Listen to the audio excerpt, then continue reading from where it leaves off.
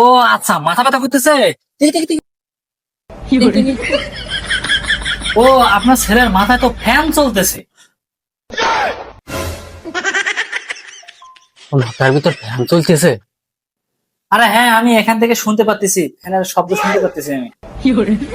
কি আব্বা, এতদিন ধরে আমার মাথার ভিতর ফ্যান চলতেছে, তাও আমার এত মাথা ব্যথা আর এত গরম। আরে চিন্তা করেন না, আমি তো ডাক্তার, আমি তো আর ইঞ্জিনিয়ার না যে ফ্যান খুলতে পারবো। আমি আপনাদেরকে সুন্দর করে একটা প্রেসক্রিপশন লিখে দিচ্ছি। ওষুধ খাওয়ার আগে ফ্যানের সুইচটা বন্ধ করে দিয়ে ওষুধটা খাবেন। আব্বা তুমি কোন ডাক্তারের কাছে আসছো? এই তো দেখতেছি রে বাবা। আপনি তো ভুয়া ডাক্তার, ভন্ড ডাক্তার একটা। কিভাবে একটা মানুষের মাথার ভেতরে ফ্যান লাগানো?